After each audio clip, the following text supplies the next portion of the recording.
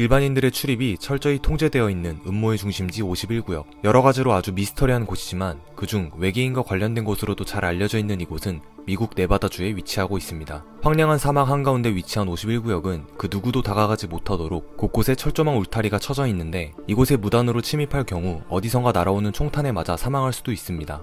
미국 내에서도 가장 보안이 철저한 이곳은 직원을 제외하고 그 어떤 사람도 출입을 엄격히 제한하고 있죠. 심지어 이곳의 직원들마저 약 128km 떨어진 라스베가스에서 아무런 항공사 표시가 없는 일명 자넷이라고 불리는 비행기를 타고 출퇴근을 하는 것으로 알려져 있습니다. 51구역 인근에 다가가면 언덕에 빨간색 경고판을 볼 수 있으며 사진 촬영 금지와 만약 무단으로 침입할 경우 치명적인 물리력을 행사한다고 적혀 있는데요. 2019년에는 구독자 75만 명을 보유한 네덜란드 유튜버가 이곳에 들어갔다가 붙잡혀 징역형을 받았으며 같은 해에 한 명의 남성이 출입금지 지시를 무시하고 뛰어들었다가 보안요원의 총에 맞아 사살되는 사건이 벌어졌습니다. 그럼 도대체 이들은 이곳을 철저히 지키고 있는 이유가 무엇일까요? 알려진 바로는 크게 두 가지가 있습니다. 하나는 미국이 극비리의 신무기의 개발 및 시험을 위한 철저한 비밀기지로 사용되기 때문인데요. 그동안 미국은 51구역에 대해 무응답하였으나 2013년이 되어서야 미국 중앙정부국의 기밀문서가 공개되면서 해당 지역의 실체를 인정하였습니다.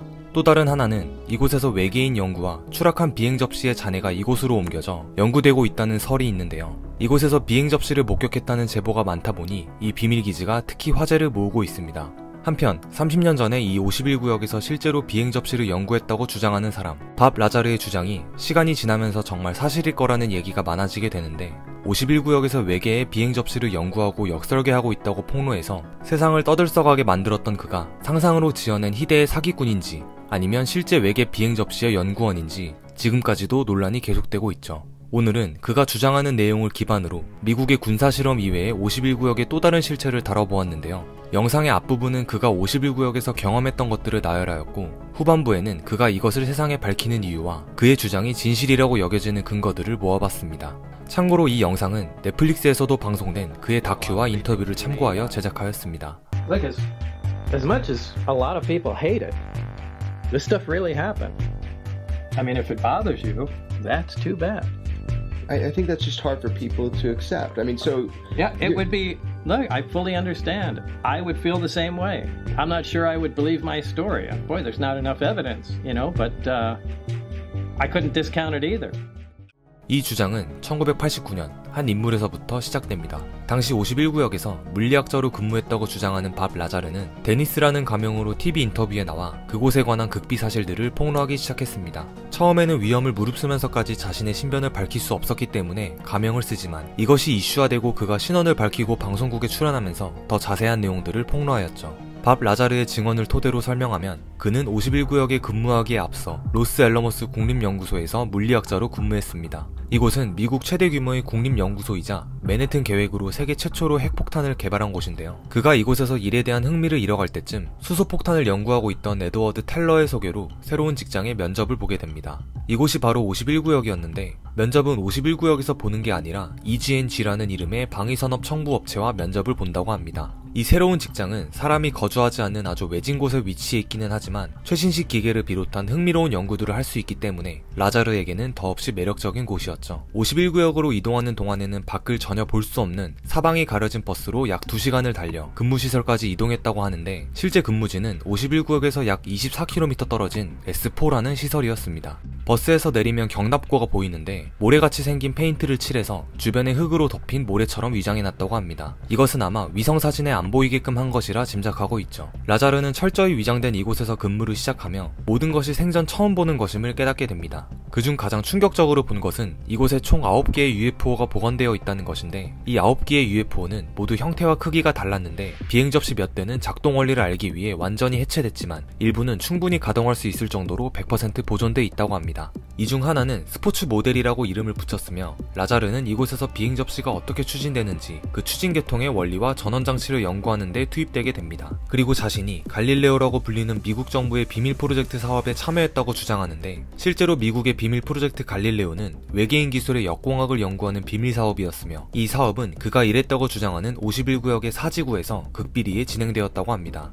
밥 라자르에 따르면 UFO라고 여겨지는 비행 접시는 현재의 과학으로는 절대 만들 수 없는 수준이라고 합니다. 지구에서 이용되는 대부분의 기술은 뭔가 뒤로 뿜어내서 추진력을 얻는 방식입니다. 다량의 공기나 가스 같은 것들을 강하게 밀어내서 앞으로 움직이는 반작용 방식이죠. 하지만 그가 연구한 비행물체는 이것들과는 전혀 다르게 중력을 이용하는데 중력을 생성하고 제어하는 형태로 추진력을 만들어내죠. 일명 역장 추진식입니다. 기존의 물리법칙을 초월하는 이 방식은 비행물체가 앞으로 나아가려고 하는 쪽의 공간을 뒤틀어서 이동하는 것인데, 예시를 보자면 침대 한가운데에 볼링공을 놓고 약간 떨어져서 침대를 주먹으로 꾹 누르면 볼링공이 그 방향으로 굴러가게 됩니다. 이것과 비슷하게 비행 접시도 반물질 반응로가 전력을 공급하고 나가는 쪽의 시공간을 뒤틀어서 그쪽으로 떨어지듯이 나아간다고 합니다. You saw alien ships. Yeah. You worked on a gravity wave amplification system trying to figure it out. Right, a propulsion system and a power source that's completely unknown to mankind. And there's no way human beings could have made it. There's no way human beings could have made it under any circumstances in any country, anywhere, period. And for 30 years, you are telling us the truth. You bet. This shit happened. You got it. 비행물체 내부에서 그에게 출입이 허가된 층은 중력 증폭기가 있는 층과 중력 발산기가 있는 두 층뿐이며, 라자르는 비행물체가 시공간을 왜곡하는 방법 또한 설명하였습니다. 맨 위부터 중심부의 반응로까지 이어져 있는 안테나가 중력파를 유도하여 발산하는데, 발산된 중력파가 마치 하트 모양처럼 우주선 전체를 감싸 시공간을 일그러뜨립니다. 3개의 중력 발산기 중 2개가 우주선을 띄워주고 수평으로 꺾인 나머지 1개의 발산기가 시공간을 일그러뜨려 앞으로 나아가는데, 이것을 O형 배열이라고 부릅니다. 그리고 D형 배열은 3개의 중력 발산기를 모두 시공간에 사용할 때 사용되죠. 하지만 이 비행물체를 운행하기 위해 필요한 원료는 원자번호 115번이라는 원소인데, 밥 라자르가 51구역을 폭로한 1989년 당시에는 원소 주기율표에 109번째의 원소까지만 있는 상황이었습니다. 이 말은 115번의 원소는 아직 세상에 존재하지 않는 원소가 연료라는 것인데, 이 물질은 2004년에 미국과 러시아의 공동 연구진에 의해 처음 합성되었으며 모스코뷴이라 명칭되었습니다. 밥 라자르는 그가 근무한 사지구에는 UFO에서 회수한 약 200kg 정도의 115번 원소를 동전 크기의 고체 형태로 확보하고 있었다고 합니다. 그는 도대체 왜 이 51구역에 대해 세상에 공개하는 것일까요? 고도의 기술을 연구하다 보니 진전이 거의 없는 상황에서 밥 라자르는 친구들에게 자신이 하고 있는 일을 자랑하고자 UFO가 비행하는 모습을 외진 곳에서 보여주게 됩니다. 그가 UFO의 비행 실험 스케줄을 이미 알고 있었기 때문에 이것이 가능했는데요. 밥 라자르는 UFO 비행을 구경하던 중 경찰과 요원들에 의해 체포되며 신문을 당하게 됩니다. 51구역의 보안 서약을 어기고 일자리를 잃게 된 그는 신문 과정에서 자신의 통화가 도청당하고 있을 뿐 아니라 본인의 사생활 전체가 감시당하고 있음을 깨닫게 되자 모든 걸 털어놓고 51구역의 진실을 세상에 밝히게 됩니다. 이때까지만 해도 그는 얼굴 공개를 거부하고 데니스라는 가명을 사용하지만, 자신이 탄 차에 총격을 가하고 수차례의 목숨을 위협받자 얼굴과 신분을 모두 공개하여 세상으로부터 보호를 받기로 결심하죠. 정부가 살인을 해서라도 비밀을 지키려는 움직임에 자신을 세상에 드러내는 일종의 보험을 드는 것이라고 합니다. 그렇다면 이러한 그의 주장이 진실이라고 여겨지는 근거는 과연 무엇일까요? 우선 그가 말한 수많은 것들이 대부분 사실로 밝혀졌습니다. 가장 먼저 2013년에 CIA가 공식적으로 인정하기 전까지는 1급 비밀로 유지되어 일반 대중은 전혀 알 수 없었던 51구역과 사지구의 존재를 그는 이미 알고 있었습니다. 심지어 그곳이 정확히 어디에 위치해 있는지도 말이죠. 앞에서 언급했던 인력 채용을 전담하고 있는 EGNG라는 비밀 인력 사무소의 존재와 그와 면접을 받던 조사관의 이름 마이크 틱펜도 알고 있었습니다. 30여 년이 지난 현재 마이크 틱펜은 실제 EGNG 비밀 인력 사무소에서 근무했던 사람이 밝혀졌고, 그 또한 밥 라자르를 기억하고 있다는 인터뷰를 하게 됩니다. 라자르는 라스베가스 국제공항에서 아무런 항공사 표시가 없는 일명 자넷이라고 불리는 항공기로 출퇴근한다는 사실도 정확하게 알고 있었습니다. 기존에 존재하지 않았던 115번 원소가 한참 뒤 정식으로 발견되자 원소를 최초로 합성한 연구소에서 라자르에게 자문을 구하기도 했죠. 다음은 그의 경력에 관한 내용입니다. 그는 자신이 로스앨러머스 국립연구소에서 일했다고 말했지만, 로스앨러머스 국립연구소에 직접 알아보니 밥 라자르라는 사람은 재직한 적이 없다는 답변이 돌아왔습니다. 때문에 지금까지의 밥 라자르의 발언들이 모두 거짓일 거라고 여겨졌지만, 다시 이를 반증하는 증거들이 나오면서 상황은 다시 원점으로 돌아오죠. 그가 다녔다고 주장하는 로스앨러머스 국립연구소에서 1982년도 재직자 전화번호부를 입수하게 되는데, 그곳에 밥 라자르의 이름이 등재되어 있었으며 로스앨러머스 신문 1982년 발행본에도 밥에 관한 기사가 수록되어 있었습니다. 해당 기사에도 그가 국립연구소의 물리학자임이 사진과 함께 기재되어 있었죠. 즉, 자신에 관한 모든 인적 기록들이 삭제되고 마치 존재하지 않는 사람으로 만들고 있다고 추측되고 있습니다. 또한 밥 라자르는 1989년부터 51구역 사지구에 들어가는 입구에 손가락뼈를 스캔하는 장치가 있다고 주장했습니다. 이 장치는 사람마다 다른 손가락의 뼈의 길이를 스캔하여 개인을 식별하는데, 당시에는 30년 전이라 영화 속에나 나오는 것이라며 그의 주장을 외면받았고 그는 사람들에게 수차례 설명했다고 합니다. 하지만 최근에 미국의 넬리스 공군기지에서 밥 라자르가 30년 전에 얘기했던 장치가 사용되고 있음이 언론에 밝혀졌습니다. 인터뷰를 진행하는 사람도 그 기계의 사진을 가져와 다시 라자르에게 보여줬는데 라자르는 그 사진을 보자마자 이것을 찾다니 믿기지가 않는다며 이 기계를 다시 보게 될 줄은 몰랐다고 미소를 지었습니다. Yeah, that's it. It's amazing to see this again. Back then, this was the hot ticket. I can't believe you found the picture of this. I really can't. This was the scanner used to get in to S4. That there was pins in, you stuck your hand, a light above, and it supposedly measured the length of the bones in your hand. And I tried to explain this to people so many times. It's exactly how it was. 라자르는 인터뷰를 진행하기 전 로스앤젤레스 전직 경찰이자 보안회사의 거짓말 탐지 검사관에 의해 몇 차례 시험을 받게 되는데 그 결과 라자르의 진술에는 신뢰성이 있다는 판단이 내려졌습니다. 4번의 거짓말 탐지기에도 그는 모두 진실을 말하고 있다고 나오죠. 그가 멀쩡하게 일하는 걸 봐도 사람들은 온갖 얘기를 지어내서 그를 조롱했습니다. 하지만 그는 모르는 사람들의 생각까지 신경 쓰지 않았습니다. 오히려 이러한 얘기를 꺼내면 작은 것 하나하나 꼬투리를 잡아들여 사기꾼으로 몰아넣기 때문에 51구역에 관련한 얘기는 일절 안 한다고 합니다. 그것이 마음이 편하기 때문이죠. 사람들의 이러한 조롱에도 불구하고 그는 자신의 경험한 것에 대해 불평하지는 않습니다. 하늘을 나는 비행기나 우주로 가는 로켓 등 현재의 기술을 머나먼 과거로 가져간다면 과거의 사람들은 말도 안 된다고 할 것처럼 자신의 경험한 기술은 굉장히 앞서 있었습니다. 그곳에서 동료가 자신에게 구형 물체를 만져보려고 했을 때 만질 수가 없었다고 합니다. 마치 자석이 밀어내는 것처럼 만지기도 전에 손이 밀려났는데 강력한 역장을 뿜어내고 있었던 것이죠. 이걸 이용하면 전차, 로켓 엔진, 제트 엔진, 심지어 자동차도 필요 없어질 것이며 경제를 포함해 세상 모든 것이 바뀔 것이라고 얘기하는데요. 말 그대로 인류의 역사가 다시 쓰여질 수도 있기 때문에 이러한 기술들을 미국이 쉽게 밝히지는 않을 것이라고 짐작하고 있습니다. 그리고 그는 자신의 경험했던 일들에 대해 믿어도 믿지 않아도 되지만 우리에게 밝혀지지 않는 고도의 기술이 현재 지구에 있는 것은 명확한 사실이며 자신의 경험을 멋지면서도 두려웠던 일이었다고 말합니다. Meaning that there is something different in science dramatically that we're not allowed to know. Right? Of extremely advanced technology and the suppression of unknown science. Those two things. Like I've said before, that's a crime not to tell humanity about that, but that's a separate thing. 라자르는 51구역의 실체를 폭로함으로써 각종 인터뷰나 다큐에서 자신이 얻는 수익은 모두 기부할 것이라는 뜻을 밝히고 방송 출연도 최소화하고 있기 때문에 돈을 얻기 위한 목적은 아닌 것으로 보이는데요. 시간이 지나면서 그의 주장이 점점 진실로 밝혀지면서 51구역의 UFO와 외계인의 음모는 다시 재조명되고 있습니다. 밥 라자르는 현재 우리는 미지의 과학적 지식이 통제되어 있다는 것과 고도로 진보된 과학적 기술 아래 있다는 것을 기억해야 하며 이러한 지식이 인류를 위해 사용되기를 바란다는 뜻을 밝히고 있죠. And we have it. Oh, we have them. You don't have to believe it, but we do. And you've seen it. I've seen it. And you've touched it. I've dismantled it. 오늘날까지도 풀리지 않고 수많은 궁금증을 자아내고 있는 비밀의 건축물 피라미드. 건축에 사용된 돌조각 하나의 무게가 2톤에서 60톤까지 측정되면서 고대의 사람들이 이것을 과연 어떻게 옮기고 지었는지 많은 추측이 난무하였는데요. 심지어 이 피라미드 중앙에는 수많은 보물이 도굴된 흔적과 알려지지 않은 새로운 공간이 발견되기도 하여 많은 사람들에게 호기심의 대상이 되었습니다. 세계에서 가장 거대하고 오래된 건축물 중 하나이자 미궁으로 뒤덮인 피라미드에는 과연 어떠한 비밀들이 숨겨져 있는 것일까요? 영상의 내용은 피라미드의 건설로 시작하여 이 피라미드에서 어떤 일들이 벌어졌는지에 대한 순서로 나열하였습니다.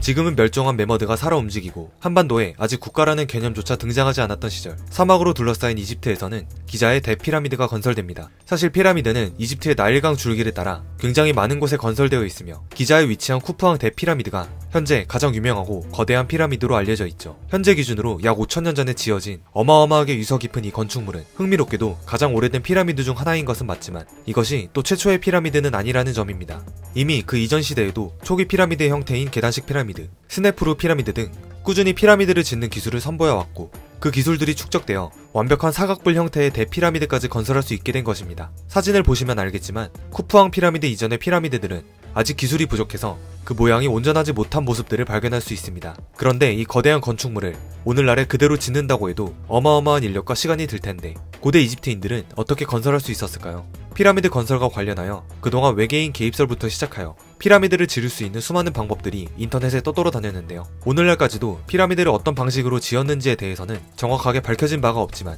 지어진 형태로 추정해봤을 때 가장 유력한 방법은 경사로를 이용한 방법입니다. 먼저 피라미드가 위치한 기자고원의 석회암지대를 평평하게 깎아 바닥을 만든 다음에 아래쪽부터 큰 돌 위주로 천천히 쌓습니다. 그리고 위쪽으로 갈수록 점점 작은 돌을 쌓아 올리는 형태로 차근차근 쌓았을 것입니다. 처음에도 말했다시피 여기서 사용된 돌 조각 하나의 무게는 2톤 정도로 가장 큰 돌은 무려 한 조각이 60톤에 달하는데 이 조각들은 피라미드 주변에 경사로를 설치하여 수십 명의 노동자들이 한 조가 되어 한 조각씩 쌓아 올리고 마지막 최상단 꼭대기까지 짓게 되면 돌을 옮기는 데 사용한 흙길 경사로를 깎게 되죠.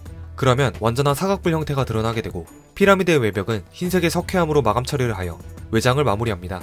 워낙 거대한 작업이었기 때문에 피라미드를 지으면서 깎고 남은 돌 조각들과 재료들은 그대로 피라미드 주변 시설을 짓는데 재활용합니다.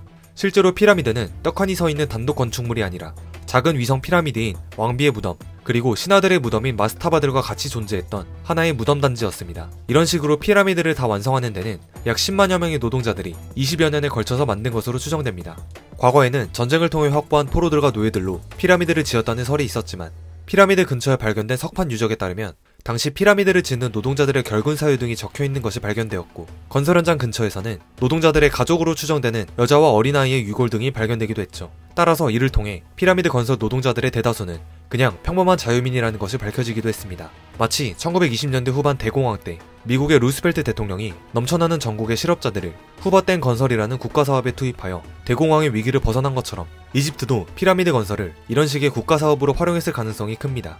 다시 말해 피라미드 건설 작업은 국가 전체가 사활을 건 하나의 국책사업이었을 것으로 추정되고 있습니다. 피라미드가 지어진 시기 때의 이집트 왕국의 국력을 비교해보자면 피라미드의 크기는 곧 그 당시 파라오의 권력의 힘에 비례한다는 것을 알 수 있습니다.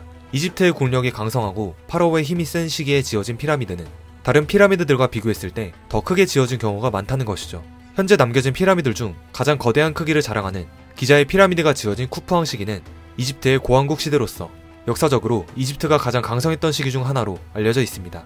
그리고 쿠프왕 역시 아주 강력한 왕권을 유지했다고도 볼 수 있습니다. 이렇게 막 완성된 따끈따끈한 피라미드는 사막에 내리쬐는 햇볕을 외벽 석회암이 반사하여 굉장히 화려하고 눈부신 형태였을 것입니다. 그러나 시간이 지나면서 이 거대하고 화려한 건축물의 외벽이 다 떨어져 나가 현재의 피라미드 형태만이 남게 된 것입니다. 또한 왕의 무덤인 만큼 그 내부에는 최고의 보물과 유물들을 넣었기 때문에 피라미드는 완성되자마자 곧바로 도굴꾼들의 타깃이 되었고 심지어 피라미드를 짓는데 투입되었던 일꾼들 대다수가 도굴꾼으로 변했다는 말도 있습니다. 아예 무덤을 지키는 경비명도 한통속이었다고 하죠. 이렇게 왕의 무덤을 휘황찬란하고 개성있게 지었더니 짓는 족족 털리는 상황이 지속되었기 때문에 후대의 파라오들은 더 이상 무덤이 털리지 않기 위해 무덤을 숨겨서 짓기 시작했습니다. 그리고 그 유적 중 하나가 바로 나일강 상류에 위치한 이집트 왕가의 계곡입니다. 이 계곡은 얼핏 보기에는 아무것도 없는 계곡처럼 보이지만 도굴꾼에게 털리지 않게 계곡의 바위 틈이나 벼랑에 파라오의 묘실을 지었으며 파라오의 장례가 끝나면 입구를 봉인해서 위치를 누구도 알지 못하도록 하였습니다. 그러나 나중에는 이마저도 건설 노동자들에 의해 대부분 털리게 되는데 건설 노동자들은 무덤 입구를 제작하면서 도굴로를 같이 만들어 파라오의 장례식이 끝나면 이 도굴로를 열어 보물을 전부 훔쳐갔습니다. 하지만 1922년 놀랍게도 이곳에서 거의 도굴되지 않은 완전한 형태의 파라오 무덤이 하나 발견되는데 그것이 바로 그 유명한 투탕카멘 무덤이죠. 이곳에서는 110kg의 황금관, 황금 마스크, 금은 보화 등 수많은 귀중한 유물이 온전히 발굴되는데요. 사실 이 무덤은 한 소년이 항아리가 넘어지지 않게 하려고 땅에 조그만 구멍을 파다가 우연히 무덤으로 향하는 제일 윗계담을 발견하면서 드러나게 됐습니다. 당시 투탕카멘 무덤의 입구에는 잠자는 왕을 방해하는 자에게는 죽음의 날개가 스치리라라는 경고의 문구가 새겨져 있었는데요. 이는 오늘날까지 전해져 오는 파라오의 저주로 알려져 있습니다. 입구를 따라 들어가면 몇 곁으로 쌓인 관과 투탕카멘의 미라가 있는 묘실, 보물로 가득한 대기실, 보물창고, 곁방으로 구성되어 있었습니다. 거의 도굴되지 않은 완전에 가까운 형태로 보존되었지만 사실 투탕카멘의 무덤도 도굴당한 흔적은 남아있었다고 합니다. 입구에 봉인을 3개 해놓았는데 두 번째 봉인은 발굴 당시에 이미 뚫려있던 것이었죠. 투탕카멘 왕은 기원전 1300년경에 재위했던 이집트 신왕국 시대의 어린 파라오였습니다. 그는 뼈 지렴과 발이 안쪽으로 휘는 내반족을 앓고 있었으며 재위 당시에는 힘도 없고 일찍 죽어버린 존재감 없는 파라오였으나 이 무덤의 발굴로 인해 오늘날에는 가장 유명한 파라오 중 한 명으로 남게 되었습니다. 본론으로 돌아와 이렇게 거대하고 정교한 피라미드를 짓는 과정이 워낙 상식을 벗어난 일이기 때문에 아직까지도 피라미드를 둘러싼 흥미로운 떡밥들이 많이 만들어지고 있습니다. 그동안 외계인이나 초고대 문명설 등 수많은 음모론이 나돌았지만 그 무엇도 신빙성 있는 근거를 제시하고 있지 않은 상황이죠. 어찌나 이러한 음모론에 시달렸는지 이집트 문화재청도 만약 음모론 연구를 목적으로 피라미드 방문을 요청하는 사람이나 단체에 대해서는 크게 화를 내며 거절한다고 합니다. 그리고 꼭 피라미드가 아니라도 이러한 사각뿔 형태의 건축물들은 세계 곳곳의 고대 문명권에서는 흔히 발견되는 건축 양식이기 때문에 현재는 크게 신빙성 있는 소재는 아니기도 합니다. 하지만 아직 이 피라미드 내부를 완전히 조사한 것은 아니기 때문에 많은 사람들의 호기심을 불러일으키고 있는데요. 그중 현재 아직도 연구 중인 것이 바로 쿠프왕 대피라미드의 어느 거대한 빈 공간 떡밥입니다. 앞서 언급했듯이 피라미드들은 수천 년의 시간 동안 도굴꾼들에게 아주 다양한 방법으로 유물이 도굴당했습니다. 당연히 가장 크고 유명한 쿠프왕의 피라미드도 도굴로부터 자유로울 수 없었는데 쿠프왕의 피라미드 내부를 최초로 진입했다고 알려진 이슬람 아바스 왕조의 칼리프 알 마문의 기록에 의하면 그때도 이미 누가 다 털어가서 내부가 싹 비어있었다는 말을 남겼습니다. 이 사람은 심지어 아예 새로운 입구까지 파서 들어갔는데 말이죠. 즉 알 마문이 피라미드에 진입한 시기가 서기 9세기경이었는데 이미 그 전부터 쿠프왕 피라미드는 텅 비어있었다는 말이 됩니다. 참고로 이때 알 마문이 만들어 놓은 입구는 오늘날 피라미드를 보러 오는 관광객들의 입구로 사용되고 있습니다. 쿠프왕 피라미드에서 발견된 방은 총 3군데입니다. 이 입구를 통과하고 오르막길을 오르면 길고 높은 대회랑이 나오는데 이 대회랑의 끝에 파라오의 무덤이 위치한 방이 나오게 됩니다. 마치 동네 목욕탕처럼 생긴 이곳이 바로 왕이 묻혀 있었던 왕의 방인데 얼마나 깨끗하게 다 털렸는지 이곳이 정말 왕의 방이 맞을까 싶을 정도입니다. 하지만 왕비의 방으로 추정되는 공간에서 사람이 지나갈 수 없는 이상한 구멍이 하나 발견됐는데요. 영국의 리즈 대학교 연구팀이 이 공간을 지나갈 수 있는 로봇을 개발하여 구멍 안으로 투입했는데 약 60m를 통과한 결과 알 수 없는 벽이 등장했고 이집트 문화재청의 허가를 받아 이 벽을 드릴로 뚫게 됩니다. 그리고 그 구멍에 카메라를 넣어서 안 공간을 촬영하자 이 안에서 또 알 수 없는 표식과 함께 두 번째 벽을 마주하게 됩니다. 하지만 이 두 번째 벽 너머에 무엇이 존재하는지는 밝히지 못한 채 연구팀은 철수하게 되죠. 시간이 흐른 2017년 프랑스, 일본, 이집트 연구팀으로 구성된 국제연구팀에서 뮤온 검출기라는 새로운 엑스레이 기술을 사용하여 대피라미드 전체를 스캔했는데 현재까지 발견된 3개의 방 이외에 제4의 방이 존재한다는 사실을 발견합니다. 그것이 바로 거대한 빈 공간 떡밥이죠. 앞서 길고 협착한 길 끝에 이중벽으로 막힌 공간이 바로 이 방일까요? 아니면 그냥 수천 년간 자연풍화에 의해 침식되어 빈 공간으로 남은 것일까요? 이 비밀은 현재까지 밝혀지지 못한 채 여전히 미궁 속에 잠식되어 있습니다. 1945년 12월 5일 미국 로더데일 공군기지에서 해군 폭격기 5대가 비행훈련을 하기 위해 이륙하였지만 이 5대의 비행기들은 모두 의문의 바다 상공 근처에서 흔적도 없이 사라지는 일이 발생하는데 뿐만 아니라 실종된 폭격기와 승무원들을 찾기 위해 나선 다른 비행기들 또한 행방불명되어 버립니다. 그리고 1960년 당시 마이애미 헤럴드에 근무하던 에드워드 존슨 기자가 이 사건을 신문으로 보도하면서 지나가는 선박들과 비행기를 집어삼키는 이 무시무시한 바다의 존재가 세상에 드러나게 되죠.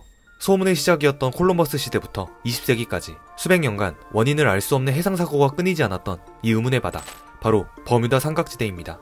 버뮤다 삼각지대는 미국 플로리다, 카리브해 버뮤다섬, 그리고 푸에르토리코로 있는 대서양 버뮤다 제도 주변의 삼각형 지역입니다. 이 지역은 예로부터 지나가는 배나 비행기가 자주 실종되거나 사라져서 최근까지도 지구상 가장 미스터리한 지역으로 유명합니다. 버뮤다 삼각지대가 유명해지기 시작한 1945년 미 해군 폭격기 실종 사건 이후에도 1973년에는 2만 톤급의 노르웨이 화물선 아니타호가 버뮤다 삼각지대를 지나다가 선원 32명과 함께 사라졌고 가장 최근에는 2015년에 화물선 L855가 이 지역을 지나가다가 한순간에 난파되는 사건이 있었습니다. 이렇게 버뮤다 삼각지역에서 발생하는 선박과 항공기 실종 사고는 수백 건에 이르지만 그 원인이 명확하게 밝혀지지 않아 많은 사람들의 흥미를 유발했는데요. 영상의 앞부분은 버뮤다 삼각지대에서 어떤 기이한 일들이 발생했는지 그리고 이 미스터리 현상에 대한 대표적인 가설들을 나열하였고 영상의 뒷부분에서는 과학적으로 해석한 현재 가장 유력한 가설로 여겨지는 내용을 담아보았습니다. 버뮤다 삼각지대에 대한 기록은 1492년부터 찾아볼 수 있는데요. 신대륙을 발견하러 에스파냐에서 출발한 콜럼버스와 탐험대는 어느 바다를 지나다가 갑자기 나침반이 고장나기 시작했습니다. 선원들은 하늘에서 이상한 빛을 보게 되는데요. 그들은 고향으로 돌아와 이 기이한 현상에 대해 얘기하기 시작했고 후대 사람들은 콜럼버스 탐험대가 의문의 바다에서 마주한 현상이 공기 터널일 것이라는 생각을 하게 됩니다. 공기 속에 마치 토네이도처럼 생긴 공기 터널이 있어 사람들은 물론 거대한 배 같은 물체도 빨아들인다는 것이죠. 그리고 1925년 4월 18일 일본의 화물선 리유쿠 마루오가 화물을 싣고 함부르크로 향하던 중 또 의문의 바다 근처에서 흔적도 없이 사라지는데 선원들의 시체는커녕 선체의 파편조차 찾지 못했죠. 특정 지역에서 원인을 알 수 없는 실종사고 그리고 그 흔적도 찾지 못한다는 특성 때문에 버뮤다 삼각지대의 미스터리는 수많은 추측과 음모론들을 생성시켰습니다. 그렇다면 도대체 이 버뮤다 삼각지대에서는 왜 계속 기이한 현상들이 발생하는 것일까요? 첫 번째 가설로는 버뮤다 삼각지대가 위치한 지역이 바로 전설 속의 대륙 아틀란티스가 존재했던 자리라는 가설입니다. 깊은 바다 안에 수장된 아틀란티스는 문명을 초월하는 뛰어난 과학기술을 보유했기 때문에 그 과학기술로 개발된 에너지 발생 장치가 아직도 바다 깊은 곳에서 작동하고 있어 물체를 소멸시킨다는 주장입니다. 그리고 미스터리한 장소함에 어김없이 등장하는 외계인 개입설도 주장되곤 합니다. 외계인들이 버뮤다 삼각지대에 알 수 없는 포탈을 설치하여 그곳을 지나는 선박과 비행기들을 납치해간다는 것입니다. 이렇듯 자칫 황당할 수도 있는 가설들이 난무하는 이유는 역시 흔적이 남지 않는다는 특성 때문에 기인한 것으로 보이는데, 하늘로 사라졌는지 바닷속으로 꺼졌는지 폭파되어 해안가로 쓸려갔는지 도저히 알 수가 없기 때문에 버뮤다 삼각지대는 여러 공상과학 소설과 영화의 소재로도 많이 사용되기도 합니다. 그러나 시간이 지남에 따라 여러가지 과학적인 가설들도 제기되기 시작하였습니다. 먼저 지구 자기장 변화설이 있습니다. 지구의 자기장은 20년에서 25년마다 바뀌게 되는데, 이로 인해 지구 내부에서 자기적인 지진이 갑자기 발생할 수도 있습니다. 즉, 지구 중심부 핵에 존재하는 액체와 비슷한 물질인 철과 니켈이 자기장의 변화로 인해 움직이면서 버뮤다 삼각지대를 지나다니는 선박과 항공기의 운행에 지장을 줬을 것이라는 가설입니다. 앞서 콜럼버스 탐험대의 나침반이 위치를 정확히 가리키지 못하고 왔다 갔다 하는 모습 또한 강한 자기장으로 인한 현상일 수도 있다는 것이죠. 심지어 과학적 측정에 따르면 이 자기적인 지진은 일시적으로 나타났다가 사라지기 때문에 대비책을 세울 수도 없다고 합니다. 두 번째 과학적인 근거는 바로 높은 크기의 이상파도로 인한 난파설입니다. 이상해류로 인해 거대한 파도가 발생하고 이 파도에 집어삼켰다는 주장인데, 심지어 버뮤다 삼각지대 근처에서는 육각형 모양의 특이한 구름이 발견되고 이 특이한 구름 아래서는 엄청난 속도의 바람이 불고 있었다고 합니다. 이 바람 폭풍은 약 14m에 달하는 높은 파도를 일으켰고 결국 육각형 구름 속에 갇힌 배와 비행기는 이 강력한 폭풍에 휘말려 실종이 되었다는 것이죠. 하지만 아무리 큰 파도라도 하늘에 떠있는 비행기까지 집어삼킬 수는 없기 때문에 버뮤다 삼각지대에서 발생하는 모든 사고의 원인이라고 볼 수는 없는 가설이기도 합니다. 그리고 다음 가설은 버뮤다 삼각지대의 비밀을 둘러싼 수많은 가설들 중 현재 가장 많은 지지를 받고 있는 가설인데, 바로 메탄가스로 인한 자연현상입니다. 버뮤다 삼각지대 및 해저의 갈라진 틈에서 메탄 거품이 대량으로 발생한다면 어떠한 선박이라도 이 메탄 거품에 붙잡히면 즉시 부력을 잃고 바다 밑으로 가라앉게 된다는 것입니다. 선박이 바다에 떠 있을 수 있는 이유는 선박의 무게보다 물에 뜨려는 힘인 부력이 더 크기 때문인데, 메탄 거품에 의해 부력을 잃게 된다면 그 선박은 무게를 이기지 못하고 그대로 침몰하게 된다는 것이죠. 그렇다면 버뮤다 지역에서의 항공기 사고는 어떻게 설명할 수 있을까요? 메탄 거품의 크기와 밀도가 충분히 크다면 엄청난 양의 메탄가스가 발생해 하늘에 떠있는 항공기를 순식간에 덮칠 수 있는데, 이 메탄가스가 가득한 대기권을 항공기가 날아가면 비행기의 통풍으로 들어간 메탄가스가 곧바로 불을 일으키고 결국 항공기는 화염에 휩싸여 폭발한 채 사라져버리고 만다는 것입니다. 실제로 대서양에서 석유 시추 작업을 하던 많은 미국의 에너지 회사들이 바다에서 일어난 원인을 알 수 없는 불로 석유 시추 작업을 중지해야 했고 그 사례만도 40건이 넘었다고 합니다. 이 가설은 이후 더욱 연구에 박차를 가하게 되어 최근에는 거의 진실에 가까운 논문이 발표되기도 합니다. 이렇듯 현재는 버뮤다 삼각지대의 미스터리한 사고들에 대해 여러가지 과학적 근거들이 제시되고 있으며, 버뮤다 삼각지대의 미스터리는 이제 더 이상 미스터리로 받아들여지지 않는 추세입니다. 사실 버뮤다 삼각지대에 대한 괴담과 다양한 음모론들은 위에 언급했듯이 원인을 밝힐 수 없는 기이한 현상에 사람들이 상상을 더해 창조해낸 하나의 흥미로운 소재와도 같은데요. 통계적으로 전세계의 선박과 항공기 관련 사고들을 보았을 때 버뮤다 삼각지대에서 일어나는 사고들이 다른 지역에 비해 특별히 더 많다고 얘기할 수도 없습니다. 버뮤다 삼각지대의 면적 또한 지도에서 알 수 있듯이 굉장히 큰 면적에 속하고, 이렇게 큰 면적의 망망대해에서 사고가 일어나는 것은 지극히 당연한 현상이라는 것이죠. 그리고 실제로 이 넓은 면적만큼 이 지역을 통과하는 선박과 항공기의 수도 상당수이고 교류량 또한 많으니 자연스럽게 사고 발생도 많다는 사실이 미스터리한 환상과 결합되어 하나의 괴담으로 발전한 것입니다. 특히 버뮤다 삼각지대의 미스터리함이 부각되기 시작한 계기는 바로 1960년대 초반 SF 작가였던 빈센트 가디스가 아고시라는 잡지에서 처음 이 용어를 사용하기 시작하면서인데요. 여기서 흥미로운 것은 이 잡지는 바로 소설 잡지라는 것입니다. 한마디로 버뮤다 삼각지대의 비밀은 삼각지대라는 특별한 용어 안에서 수십 년간 사람들의 입에 오르내림에 형성된 허상의 소재라고 볼 수 있습니다. 국내 TV 프로그램 서프라이즈에서 많이 다루기도 했고, 버뮤다 삼각지대를 배경으로 한 소설이나 영화도 제작이 될 정도로 미스터리 단골 소재이기도 하죠. 하지만 현재 버뮤다 삼각지대는 열대성 저기압으로 인해 허리케인도 종종 발생하는 지역이라서 2014년 미국 해양 대기청의 발표에 따르면 버뮤다 삼각지대의 사고는 좋지 않은 날씨로 인한 조종사들의 실수일 뿐이라고 전달하고 있습니다. 한때 세계 불가사의에 거론될 정도로 유명한 지역이었지만 이제는 그렇게 특별한 지역은 아닌 것으로 받아들여지고 있는 버뮤다 삼각지대. 하지만 수백 년간 이곳에서 발생한 사고의 대다수는 아직까지도 그 흔적을 발견하지 못했습니다. 미국 샌프란시스코에 위치한 중재수들만 수감했던 알카트라즈 교도소. 이곳은 사방이 바다로 둘러싸여 아예 섬 자체가 감옥이었기 때문에 세계에서 가장 탈출하기 힘든 악명 높은 교도소로도 알려져 있습니다. 하지만 1962년 가장 흉악한 범죄자들로 유명세를 떨친 이 지옥 같은 곳을 탈출하는 사건이 발생하여 세상이 발칵 뒤집혔는데요. 섬 전체가 감옥이었던 이곳은 어떤 곳이었으며 과연 이곳에서 무슨 일이 벌어졌던 것일까요? 샌프란시스코만에 위치한 알카트라즈는 도심과 불과 2km밖에 떨어져 있지 않은 곳입니다. 워낙 크기가 작은 섬인데다가 항구 중앙에 위치해 있기 때문에 초창기에는 군사 방어용 요새로 사용되었고 1934년에 연방교도소관리국이 이 섬의 관리를 인계받아서 교도소로 운영됩니다. 그리고 시간이 지남에 따라 미 법무부는 가장 악질적인 범죄자들을 선별하여 이곳으로 보냈고 그렇게 알카트라즈 섬은 수감자들의 지옥으로 변하게 됩니다. 알카트라즈 섬에는 교도소 본 건물과 그 주변으로 수겹으로 쌓여진 철조망과 감시탑이 존재했습니다. 가장 흉악한 범죄자들이 모였기 때문에 이곳은 재소자들보다 더 많은 수의 교도관들이 배치되어 철저하게 감시됐고 교도소의 위치도 시내와 매우 가까웠던 탓에 오히려 교도관들 입장에서는 선호하는 교도소였다고도 합니다.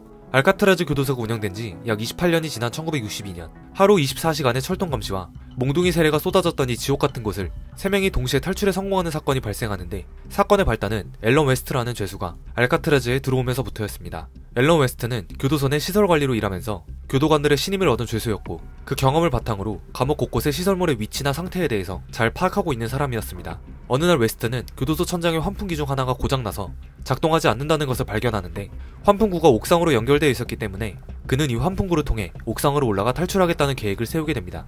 그리고 탈옥을 같이 시도할 죄수들을 구하기 시작하는데 이 탈옥 계획에 이전 교도소에서 친분이 있던 프랭크 모리스와 이미 수십 번의 탈옥 경험이 있던 존과 클라렌스 앵글린 형제 이렇게 3명이 합류하게 됩니다. 그중 프랭크 모리스는 상당히 머리가 뛰어났는데 IQ 테스트 결과 평균보다 높은 상위 2%의 고지능자였다고 합니다. 이들은 탈출을 한 번에 성공하기 위해 약 2년 동안 복잡한 탈옥 계획을 진행해 나가는데 먼저 손쉬운 소통을 위해 떨어져 있는 각기 다른 4명의 방을 붙일 필요가 있었습니다. 방을 옮기는 것은 교도관들의 재량이었기 때문에 이들은 수개월간 모범적인 생활을 보이면서 교도관들의 환심을 사는 방법으로 4명이 나란히 붙어있는 자리를 형성하는 데 성공합니다. 그리고 본격적으로 방에서 탈출하기 위한 작업에 돌입하였죠. 방을 구석구석 뒤지던 모리스는 깜빵에 한 가지 허점을 발견하는데 바로 방 안에 있던 변기와 환풍구였습니다. 교도소 건물은 낡고 바다의 염분 습기 때문에 환풍구를 둘러싼 콘크리트 벽은 그리 단단하지 않았습니다. 시멘트와 철근이 많이 삭았다는 점을 파악한 이들은 환기통을 뚫고 천장을 통해서 탈출하자는 계획을 세우게 됩니다. 이미 알다시피 옥상으로 가는 환풍기 중 하나는 고장나서 작동하지 않고 있었고 마침 깜빵 안의 환풍구는 이곳과 연결되어 있었던 것이었습니다. 이들은 먼저 식당에서 훔쳐온 숟가락과 포크를 뾰족하게 갈아 환풍기 주변 콘크리트를 파는 도구로 사용하였습니다. 실제 탈옥에 사용한 도구들을 보면 정말 치밀하게 준비한 흔적들이 남아있었죠. 문제는 이 모든 작업을 들켜서는 안됐기 때문에 4명은 2인 1조로 짝을 이루어 한 사람이 벽 파는 작업을 하는 동안 다른 한 사람은 망을 보며 약 6개월이라는 긴 시간 동안 매일 밤 조금씩 콘크리트를 파내야 했습니다. 때문에 환풍구와 똑같은 모형을 미리 제작해서 뚫은 곳을 교도관에게 들키지 않도록 평소에는 모형을 끼워 넣어 그 흔적을 감췄습니다. 특히 이 과정에서는 클라렌스의 역할이 컸는데 그는 여자친구의 얼굴을 그린다는 이유로 여러 교도관들을 구슬려서 모형 환풍구를 꾸밀 수 있는 물감과 페인트 등을 얻었다고 합니다. 수개월간의 노력 끝에 모리스가 가장 먼저 환풍구 콘크리트를 뚫는 데 성공합니다. 그리고 모리스는 교도관이 안 보이는 틈을 타 콘크리트 뒤편으로 들어가 탈출로를 미리 파악하기 시작하죠. 최종 탈출구로 계획된 옥상의 고장난 환풍기도 확인해보지만 이들이 바로 탈출하기에는 한 가지 문제가 있다는 것을 깨닫게 됩니다. 환풍기가 멈춰있는 것은 맞지만 강력한 볼트로 조여져 있어 이를 풀기가 어렵다는 것입니다. 이 볼트를 풀려면 강철을 잘라야 하는 작업이 필요했고 그러기엔 또 시간이 필요했습니다. 게다가 옥상 환풍구는 자신의 방과도 멀리 떨어져 있기 때문에 혹시라도 교도관이 들이닥칠 경우 속수무책으로 걸릴 수밖에 없었습니다. 이를 위해 모두가 잠든 시간을 확보해야 했고 굴 안으로 들어갔을 때도 교도관에게 사라진 사실을 들키지 않을 뭔가가 필요했습니다. 그렇게 이들은 위장 인형을 만들어 마치 자신들이 침대에서 자고 있는 것처럼 교도관을 속이기로 결정합니다. 이 위장 인형을 자신들과 똑같은 모습으로 구현해내기 위해 주워온 종이와 비누, 섞어보드로 머리 형태를 만들고 미리 구해둔 물감으로 사람의 피부를 연출했습니다. 그리고 교도소 내 이발소에서 실제 사람 머리카락을 주워와 인형의 머리에 심어 위장용 인형을 완성하였죠. 이들이 제작한 인형은 얼핏 봐서는 정말 사람 형태로 볼 수밖에 없을 정도로 정교했습니다. 그 후 청소기 안에 있던 모토를 사용해 수제 드릴을 만들어 강철까지 잘라내는데도 성공함으로써 그들은 교도관들에게 들키지 않고 최종 탈출구까지의 루트를 확보하게 되었습니다. 모든 준비가 완료된 1962년 6월 11일 저녁 9시에 소등이 되자마자 그들은 약 2년간 준비한 탈옥을 시도합니다. 먼저 각자 방에 미리 뚫어놓은 환풍구를 통해 옥상 환풍기로 이동합니다. 그런데 이 과정에서 웨스트가 도착하지 못하는 상황이 발생하는데 위장용으로 설치한 방 환풍구의 시멘트가 그대로 굳어버려 아예 방에서조차 나오지 못한 것이었습니다. 이에 나머지 3명은 난관에 빠진 웨스트를 그냥 둔 채 그대로 탈출을 감행하게 되고, 그렇게 웨스트는 허무하게 탈출에 실패하게 되죠. 옥상에 도착한 3명은 미리 떼어둔 환풍기를 열고 옥상 바깥으로 탈출합니다. 그리고 감시탑의 경계를 피해 그대로 옥상을 가로질러 벽에 파이프를 타고 내려옵니다. 미리 준비한 천을 활용해 철조망 울타리까지 넘는 데 성공한 이들은 샌프란시스코를 바라보는 바위까지 이동하였습니다. 모든 것이 계획대로 진행된 이들에게 이제 남은 것은 알카트라즈를 감싸고 있는 바다를 건너는 것이었습니다. 바다를 건너기 위해 미리 준비한 우비 여러 장을 붙이고 프랭크가 챙겨온 콘서티나라는 악기를 이용해 붙인 우비에 바람을 넣어 임시 보트를 만들었습니다. 당시 우비는 고무로 만들어져서 방수 기능이 꽤나 좋았다고 하죠. 여담으로 제소자들의 취미 활동을 위해 교도소에서는 악기를 제공했었는데, 이 콘서티나라는 악기는 살짝 개조만 하면 공기를 주입할 수 있는 펌프로 활용될 수 있다고 합니다. 그렇게 프랭크 모리스, 존 앵글린, 클라렌스 앵글린 총 3명이 탈옥에 성공하여 알카트라즈를 떠나 영원히 사라집니다. 당시 이들의 나이 모리스 36세, 존 32세, 클라렌스 31세였습니다. 이 영화 같은 탈옥 스토리는 이렇게 끝납니다. 그들이 탈출한 바로 다음날 아침, 알카트라즈 교도관들은 탈옥 사실을 알고 섬 주변에 샅샅이 수색했지만 발견된 건 탈옥에 쓰였던 여러가지 잔해들 뿐이었습니다. 이후 FBI와 샌프란시스코 경찰들도 연계하여 3사람이 머물 만한 육지와 섬을 전부 뒤졌지만 역시 이들을 발견하지 못하였고, 아마도 바다에서 저체온증으로 모두 사망했을 것이라고 밝혔습니다. 기발한 방법으로 지상 최악의 교도소를 탈출했지만 그대로 흔적도 없이 사라져버린 이 실화는 곧 대서특별되어 전세계로 퍼졌고 오늘날 가장 유명한 탈옥 사건으로 남게 됩니다. 아직까지도 그들이 어디로 사라졌는지, 살아있는지 죽었는지 알려지지 않았죠. 모든 계획을 주도했지만 결국 허무하게 탈출하지 못한 앨런 웨스트는 강도 높은 조사를 받아야 했으며 이들의 탈출 계획과 과정을 낱낱이 밝혀주는 대가로 추가 기소를 면하게 됩니다. 이후 그는 여러 교도소를 전전하다가 급성 복막염으로 49세의 나이에 사망하게 되죠. 아이러니하게도 이 사건이 일어난 다음 해인 1963년에 알카트라즈는 유지비 등의 문제로 폐쇄되었고 현재는 미 정부에 의해 국립공원으로 지정되어 매년 100만 명 이상이 방문하는 인기 관광지로 유지되고 있습니다. 탈출에 성공한 3사람은 과연 어떻게 되었을까요? 수사 초반에는 이들이 바다에서 익사했다는 주장이 유력했지만 끝끝내 시신을 발견하지 못했고 1975년에는 탈출한 앵글린 형제들이 현재 브라질의 한 농장에서 살고 있다는 제보가 들어와 조사했지만 결국 중요한 단서를 찾지 못했습니다.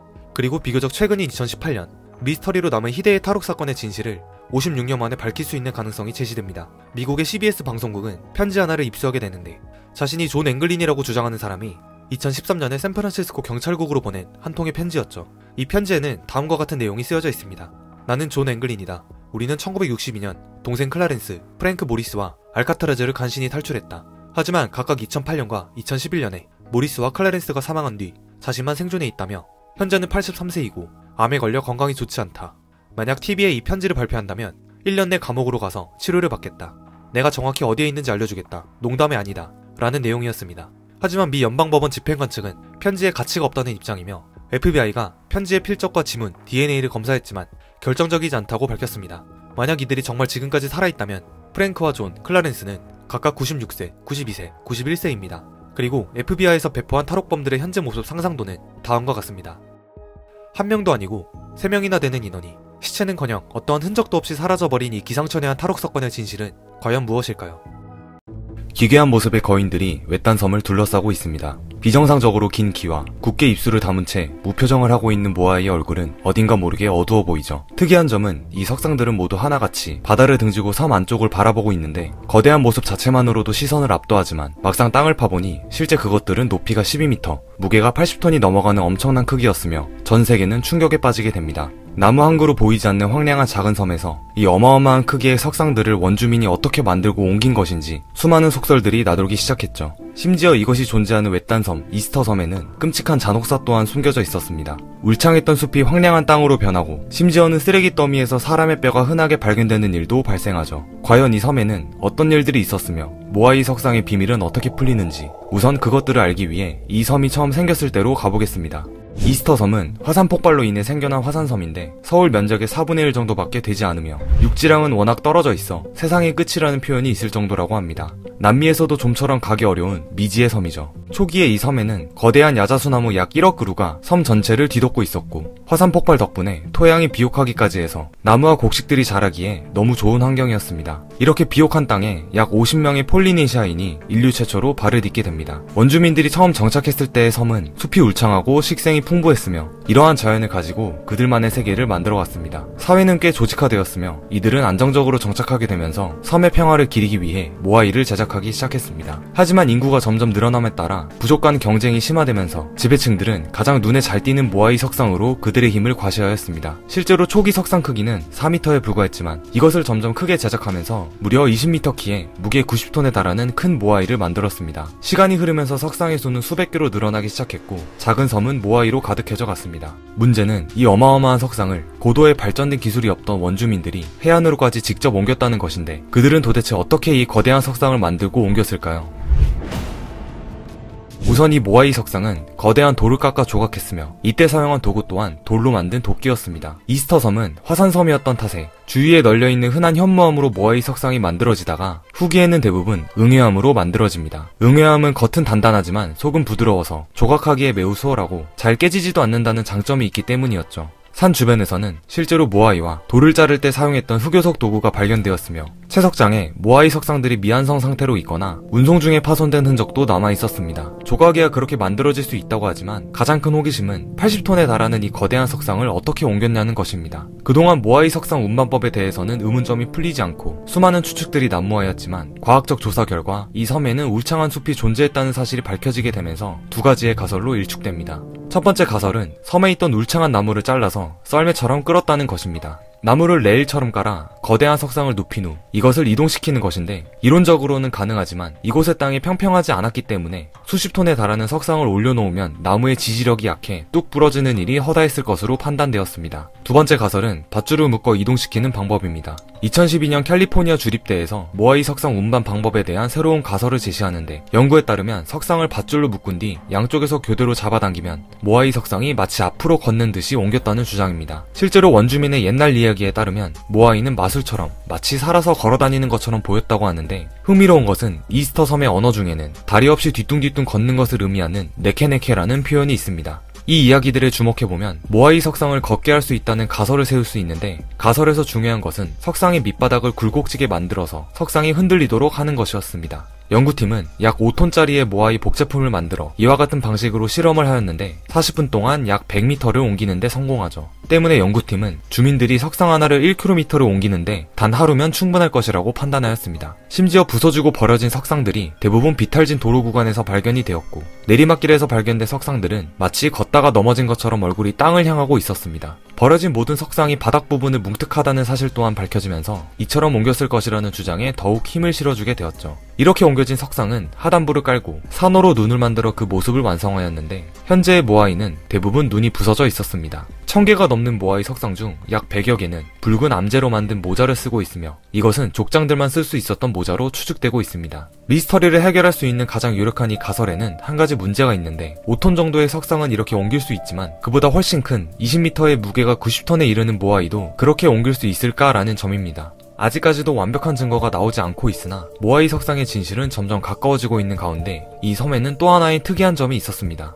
초기에는 울창했던 숲과 나무가 섬에서 모두 사라지고 황량한 땅과 석상만 덩그러니 놓여져 있다는 것입니다. 사실 모아이 석상이 활발히 세워지고 있을 때 50명으로 시작된 인구는 최대 17,000명까지 증가했지만 이 작은 섬은 곧 위기를 맞게 됩니다. 비좁은 땅의 인구는 포화 상태가 되자 식량을 충족하기 위해서는 농경지를 추가로 개간하고 더 많은 배를 만들어야 했습니다. 이 과정에서 수많은 나무가 사용되었고 점점 자원이 고갈되기 시작했죠. 하지만 근래의 연구 결과에 따르면 이스터 섬의 숲이 전멸한 계기는 인간의 벌채만이 아니라 이스터 섬에 사람이 정착하면서 같이 유입된 쥐에 의한 것이 크다고 판단되었습니다. 쥐를 들여온 이유는 폴리네시아인들은 쥐를 식용으로 길렀기 때문인데 천적이 없는 잡식성 폴리네시아 쥐가 땅에 떨어진 모든 씨앗을 먹어치우면서 점점 나무가 싹을 틔우지 못하는 환경으로 변해갔습니다. 실제로 당시 야자 열매에 쥐의 이빨 자국이 발견된 경우가 많다고 하죠. 때문에 숲이 그렇게 빠르게 사라진 데에는 인간의 벌목보다 이 쥐 문제가 더 큰 영향을 끼쳤을 것이라고 판단되고 있습니다. 이스터 섬에서의 이런 악순환이 반복되면서 섬에 울창했던 숲과 가축 등 많은 것이 사라져버렸고 나무가 없어 배와 사냥도구를 만들지 못해 그들의 주식이 물고기를 얻을 수 없게 되어버렸습니다. 배고픔에 굶주린 사람들은 남아있는 가장 커다란 고깃덩어리로 눈을 돌리기 시작하는데 그것은 다름 아닌 사람이었습니다. 후기에 이스터 섬의 쓰레기 더미에서 사람 뼈는 매우 흔하게 발견되었고, 언어를 연구하는 학자들에 따르면 이스터 섬의 언어에는 식인에 관련된 관용어구가 많이 남아있을 정도로 식인이 일반적이었다고 합니다. 그들은 상대방에게 아침에 먹은 너의 엄마 살이 이빨에 끼었다 라는 모욕을 했을 정도였죠. 이러한 식인 문화가 보편화된 이스터 섬의 문화를 연구하는 현지 학자는 이 섬의 역사를 연구하면 할수록 모아이 석상을 증오하게 된다 라고 말하였습니다. 때문에 이 섬에서 얼마나 비참하고 잔혹한 역사가 있었는지 알 수 있습니다. 굶주림에 지친 섬 사람들은 내부 반란과 부족한 전쟁이 일어났고, 기근, 식인, 전쟁의 반복 속에서 17,000명의 인구는 반 이상으로 줄어들었습니다. 살아남은 사람들은 더 이상 모아이를 숭배하지 않았고 석상을 짓지도 않았습니다. 자연환경이 극도로 파괴되어 변변한 배 한 척도 만들 수 없게 되자 이스터 섬을 탈출할 수 있는 것은 오직 하늘을 나는 새밖에 없다고 생각했기 때문에 그들은 새를 동경할 수밖에 없었다고 합니다. 그로 인해 조인 마케마케라는 새 머리를 가진 신을 믿기도 하였습니다.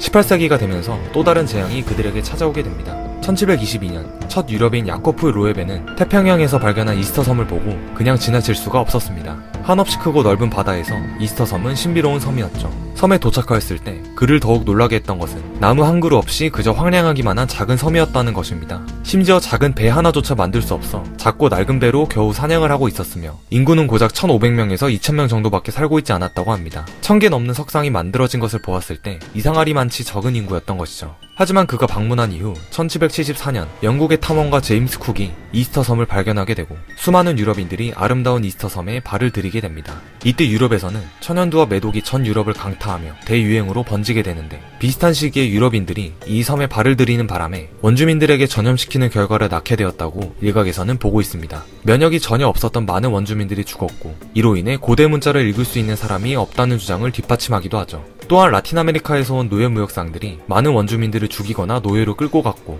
살아서 돌아온 사람은 단 한 명도 없었다고 합니다. 이처럼 대륙 사람들에 의해 발견된 이스터 섬은 폭풍이 몰아쳤고 1877년 섬에 남아있는 원주민 수는 고작 111명. 유럽인들에겐 미지의 땅이자 폴리네시아인들에겐 풍요의 섬이었던 이곳은 이제 죽음의 섬이 되어가고 있었습니다. 이후 칠레가 이스터 섬의 영유권을 주장하면서 섬을 차지하게 되자 이곳은 돈벌이를 위한 땅에 불과해졌습니다. 이스터 섬의 모아이가 크게 유명해지면서 그 유명세로 관광업이 흥하자 칠레 이주민들이 이곳에 와서 사업을 벌이기 시작합니다. 칠레 이주민들이 세운 가게에서 파는 농산물은 이스터 섬에서 기른 것이 아닌 수입한 것이며 모아이 기념품 또한 원주민이 만든 것이 아닌 칠레 이주민들이 만들어 팔고 있습니다. 기존에 살던 원주민들은 칠레 이주민들에게 빌려 생활고에 시달려야 했죠. 2007년 이스터 섬은 특별지역이 되었습니다. 현재 원주민들은 칠레 이주민들과 경제적 격차와 차별적 정책에 불만을 품고 있으며 국제사회에 독립을 요구하고 있습니다. 미스터리로 둘러싸인 신비와 미지의 이스터 섬. 하지만 불행히도 인간의 욕심이 불러일으킨 재앙은 피해갈 수 없었고 이곳은 죽어가고 있었습니다.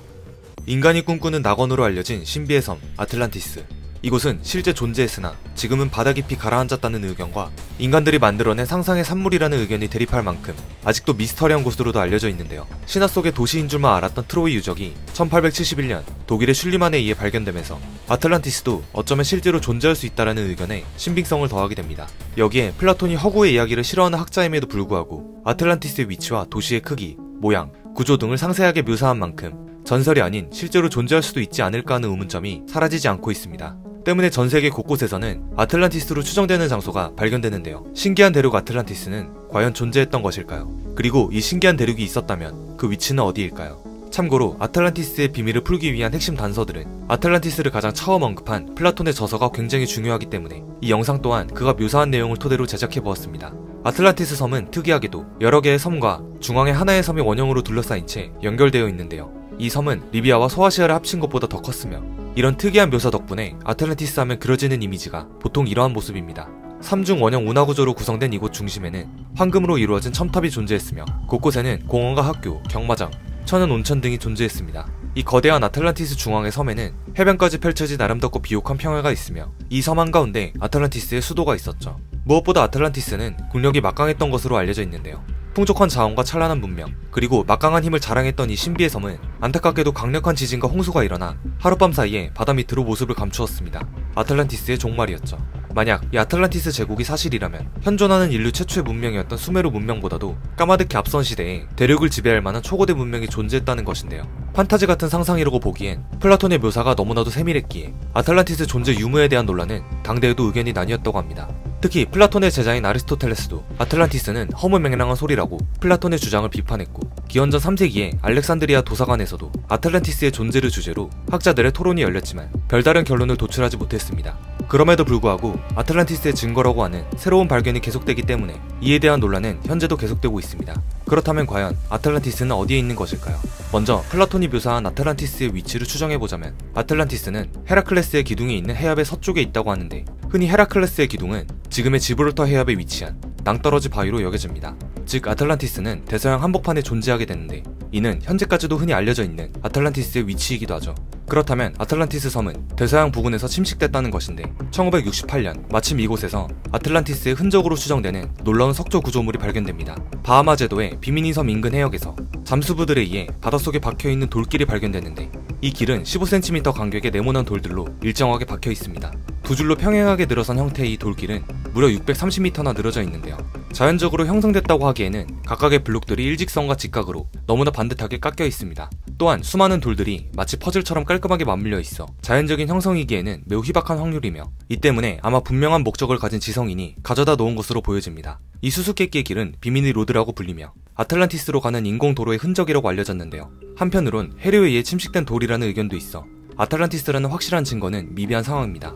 그동안 아틀란티스가 그리스의 산토리니라는 주장과 남극에 있다는 주장까지 그 가설이 끊이지 않았는데요. 2018년 전세계의 이목을 끈 사하라의 눈 지역이 등장하면서 또 한 번 아틀란티스에 대한 가설이 수면 위로 떠올랐습니다. 오늘날 이 지역이 주목을 받는 이유 중 하나가 바로 플라톤의 아틀란티스 묘사를 충족시키는 얼마 안 되는 거대 구조이기 때문인데요. 이곳이 너무 넓다 보니 그동안 흔한 모래사막의 언덕으로 여겨졌으나 과학기술이 발전하면서 수백 킬로미터 상공에서 내려다본 모습을 통해 이곳이 특이한 모양을 띠고 있다는 것을 뒤늦게 발견하게 됩니다.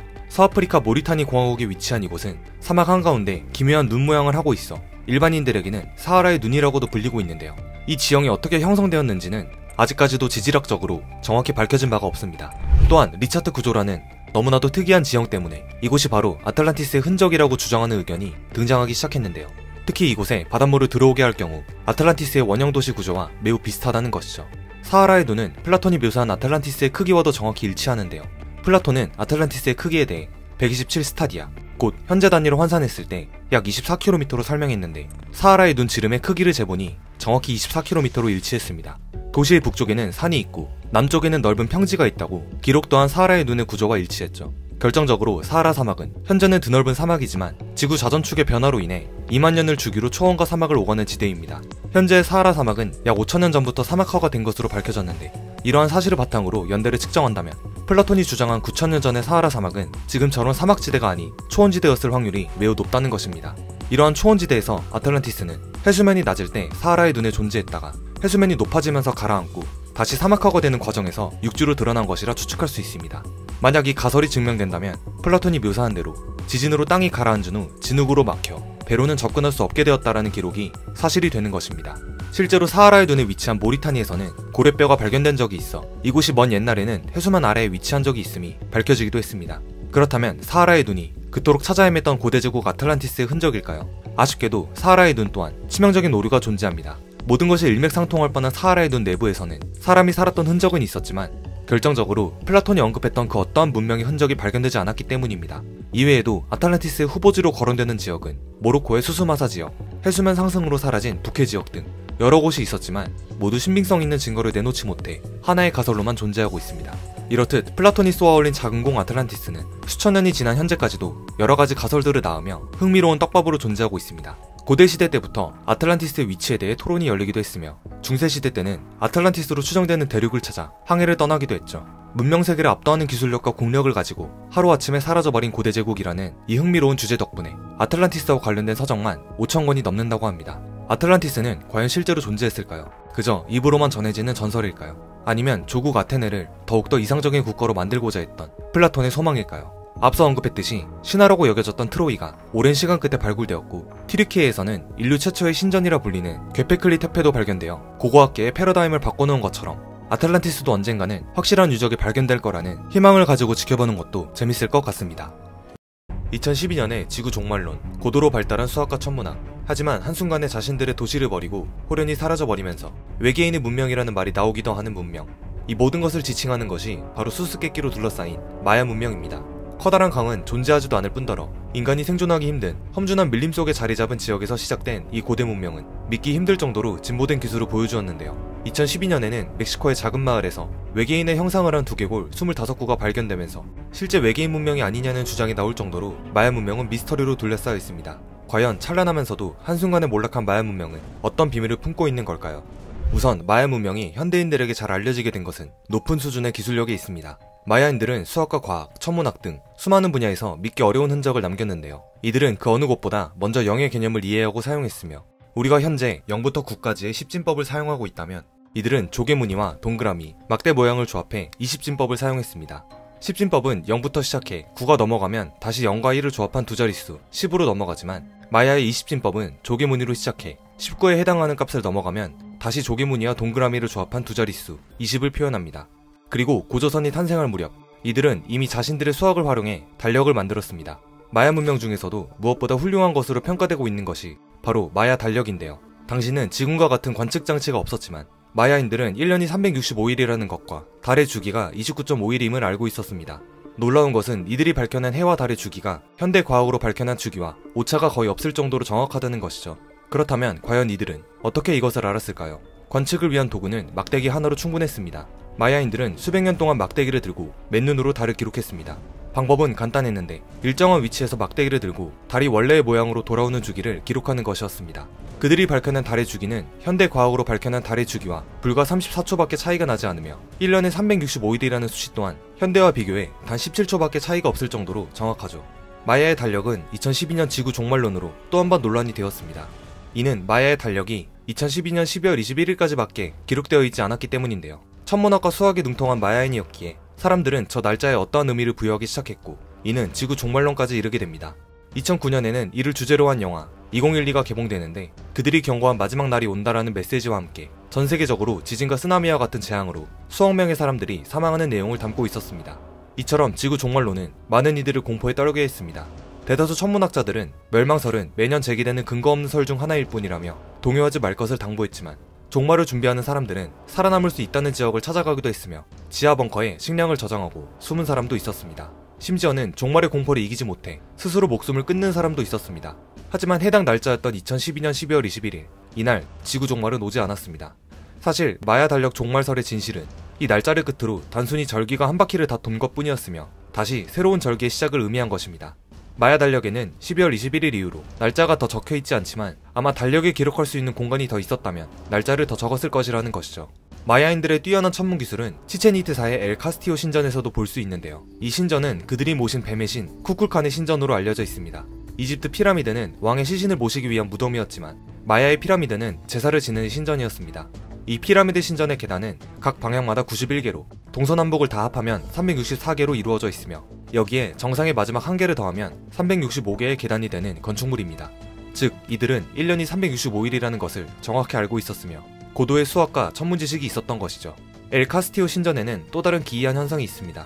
북쪽 계단의 밑에는 뱀의 머리 조각이 장식되어 있는데 석양이 피라미드의 북서쪽 사면을 비출 때 이 조각들이 삼각형의 그림자를 만들면서 마치 뱀이 꿈틀거리며 내려오는 듯한 모습을 형상하게 됩니다. 이 또한 마야인들이 엘 카스티오를 믿기지 않을 정도로 정교하고 치밀하게 설계한 결과라는 것을 알 수 있습니다. 수천 년 전 이 같은 건축물을 만들어낸 마야의 비밀은 아직 정확히 밝혀지지 않아 미스터리로 남아있지만 고도로 발달한 수학을 기초로 측량 기술 등의 발달에 가능했던 것으로 여겨지고 있습니다. 마야인들은 이러한 큰 건축물들을 지을 때 바퀴나 금속 도구를 사용하지 않고 지은 것으로도 잘 알려져 있는데요.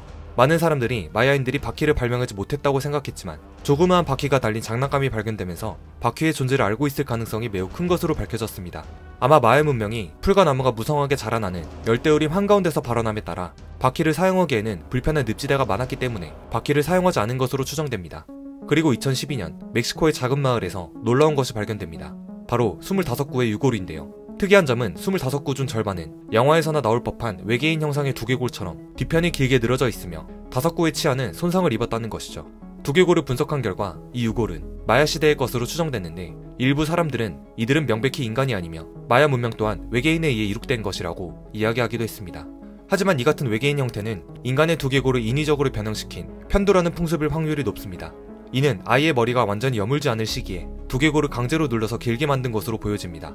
이 당시 마야인들의 주식은 옥수수였는데 마야의 신화에서도 등장한 옥수수 신을 평소에 수호신으로 여겼기 때문에 이러한 의식이 치러졌다는 주장이 있습니다. 그 밖의 가설로는 마야인들이 이 당시 지구에 머물렀던 외계인과 교류를 하면서 신과 같았던 그들의 모습을 담기 위해 편들을 했다는 가설도 있죠. 2016년에는 15살의 소년이 마야 문명의 잊혀진 도시를 찾았다고 하여 이슈가 되었습니다. 캐나다인 소년 윌리엄은 2012년 지구 종말론을 통해 마야 문명에 흥미를 갖게 되는데요. 그는 마야인들이 천문학에 뛰어났다는 사실에 기반해 연결고리를 찾기 시작했습니다. 그리고 마야인들이 기록한 별자리를 현대의 구글어스에 비교해 보았는데요. 그 결과 놀라운 사실을 발견합니다. 바로 마야 고대 도시들의 위치가 마야인들이 기록한 별자리의 모양과 일치했다는 것인데, 총 142개의 별 가운데 117개가 도시의 위치와 정확히 일치했습니다. 이는 82%가 일치한 셈이죠. 이후 윌리엄은 별자리를 기반으로 발견되지 않은 도시를 추적하기 시작했고, 미 항공우주국과 캐나다 우주국의 도움을 받아 아직 발견되지 않은 네 번째로 큰 마야 도시를 발견했다고 주장합니다. 그 위치는 멕시코 남동쪽 유카탄 반도의 한 정글이었으며, 이곳의 정사각형 형태의 부지가 새로 발견한 마야 도시라고 하죠. 그렇다면 번영을 자랑하던 마야 문명은 왜 한순간에 몰락의 길을 걷게 되었을까요? 이에 대한 이유는 여전히 수수께끼입니다. 과거에는 스페인이 이곳을 침략하면서 천연들을 가져왔고, 이로 인해 마야가 멸망한 것이 아니냐는 의견이 있었지만, 스페인이 이곳에 도착했을 때는 이미 대부분의 마야 도시가 폐허가 된 상태였다고 합니다. 때문에 마야의 멸망 원인은 기후변화, 그중 100년간에 걸친 지독한 가뭄이 대부분의 지역을 휩쓸었을 것으로 판단하고 있는데요. 마야 사람들이 가뭄에 취약한 옥수수를 많이 재배했고 옥수수 중심의 식단을 즐겼는데, 이러한 식단이 사회를 가뭄에 더 취약하게 만들어 궁극적으로는 멸망에 이르게 했다는 것이죠. 비교적 최근인 2020년, 마야 문명을 붕괴시킨 또 다른 가능성이 발표됩니다. 그것은 바로 고농도의 수은입니다. 연구진은 마야 문명 시기의 도시였던 특정 지역 10곳 중 7곳에서 수은이 현대 환경 기준치를 넘어선 수준으로 검출된 것을 밝혀냅니다. 특히 과테말라 페텐주의 열대우림 지대에는 마야 문명의 대표 유적이자 현재도 관광객들이 많이 찾을 정도로 유명한 곳 티칼이 존재하는데, 이곳은 특히 수은 오염이 심각한 곳으로 꼽혔죠. 수은이 신체에 쌓이면 신경세포에 막대한 피해를 주며, 이 때문에 신체의 마비 증세와 손을 쉴 새 없이 떠는 등 각종 신경학적 증세가 발생하게 됩니다. 연구팀은 마야인들이 수은에 오염된 물을 매 식사마다 마셨고, 장기간의 가뭄이 발생하자 이들은 더더욱 오염된 물을 마실 수밖에 없었을 것이라고 추정하고 있습니다. 이처럼 여러 재앙이 복합적으로 작용해 마야 문명이 멸망했을 것이라 설명하고 있죠. 그 어느 문명보다 찬란했지만 원인 모를 멸망과 함께 미스터리로 남아버린 마야 문명. 과연 이를 둘러싸고 있는 수많은 수수께끼는 풀리게 될까요?